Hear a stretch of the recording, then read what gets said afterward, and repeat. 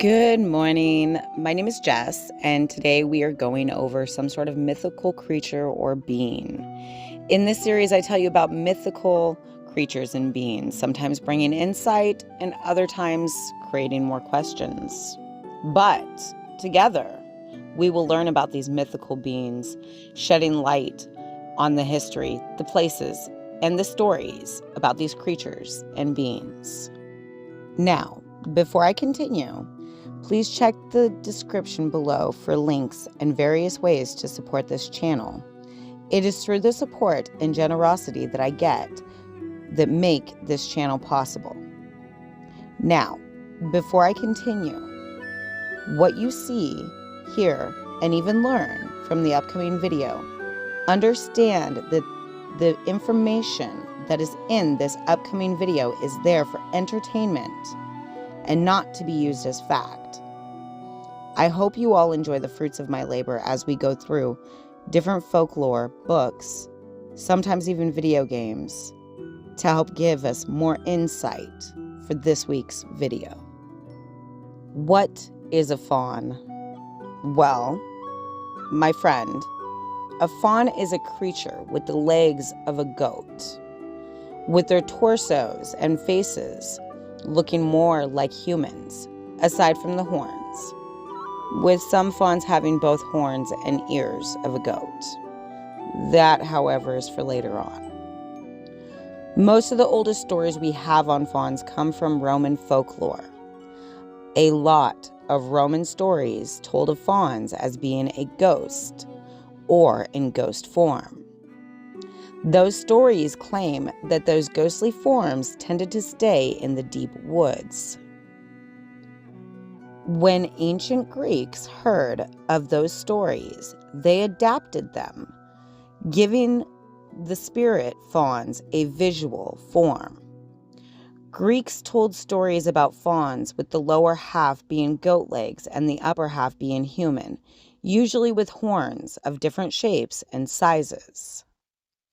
In more stories, we get told about how fauns enjoy playing a flute or cymbals, dancing around the forest or a fire, tending to the woods, with some stories saying fauns help lost travelers, and other stories saying fauns help ensure a traveler does indeed get lost. Other folklore tells us of how fauns are being a symbol of fertility, portraying the faun of being able to make people follow them in a trance-like state, sometimes seducing the person they lured with what is claimed to be master seduction skills paired with their charismatic personalities. Some folklore claim there is no female fauns. This changed later in other tales, calling female fauns fauna. There are also other tales of fauns mating with other creatures, such as nymphs and dryads. Fauns can be considered as part of the fairy realm, though other stories claim that fauns are not part of the fairy realm, but a creature of their own, with deep ties to the forest god Pan, who sometimes is depicted as a creature that looks just like a faun. More often than not, folklore portrays fauns with having more strength than human and fast with healing. That strength can give some fauns more speed than humans, making these creatures harder to find. I do think that humans seeking out these mythical creatures came back with stories about fauns having either a nice encounter or fauns taunting and playing tricks on the humans who displease the fauns. Fauns are said to have brown and golden eyes, sometimes light gray or blue eyes, but very rarely a faun is said to have green eyes.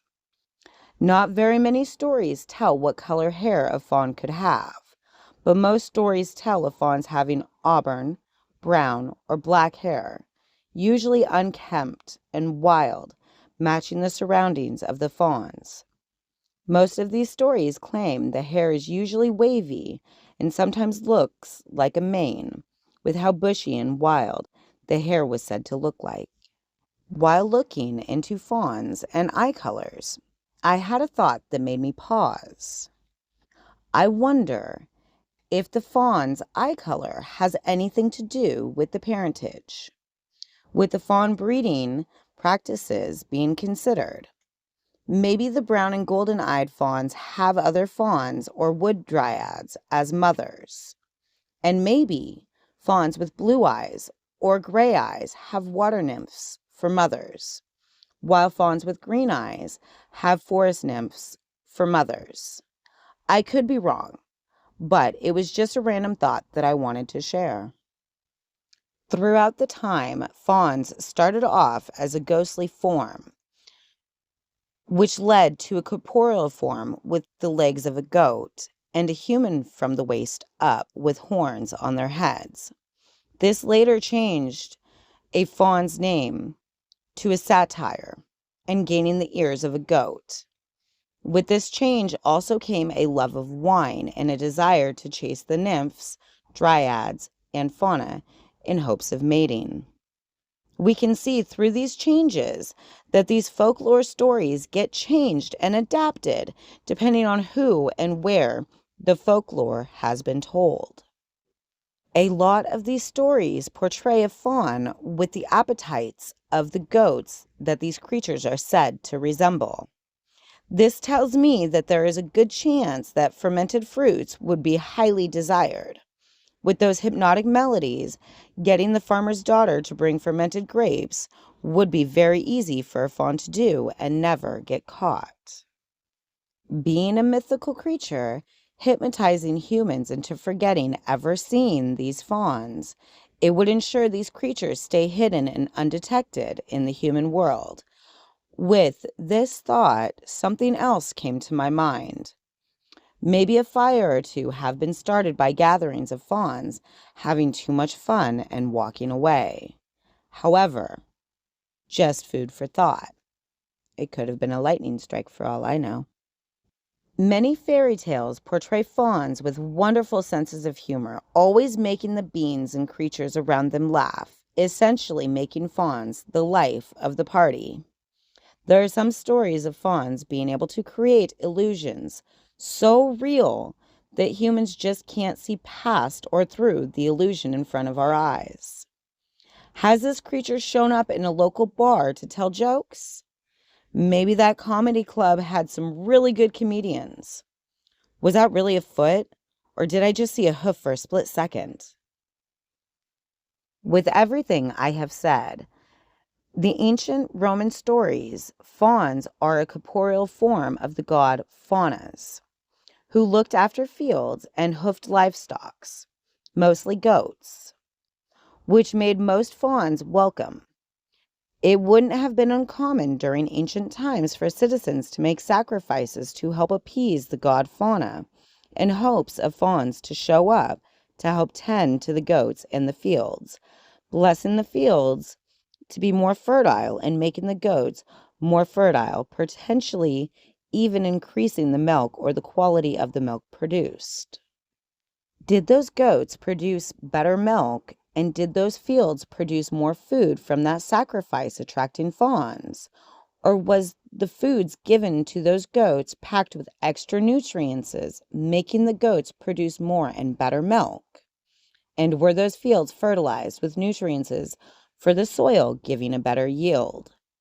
Was it the sacrifice that helped give more crops and milk, or did ancient farmers try to encourage more production with better food for goats and using some sort of soil fertilizer to help produce even more foods?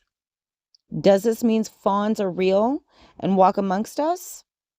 Can these mythical creatures cast illusions so realistic that we humans can't see through the illusion? I have no idea, my friends. I have no clue whatsoever. Anyways, I hope you all enjoyed this video. My name is Jess. I have enjoyed putting this video together. I hope you all like it and subscribe to my channel. Thank you for watching. And if you would like other ways to help support this channel, look in the description below for every single which way to help. It is through my sponsors and channel donators that I've been able to do what I do with this channel, and I cannot thank you all enough.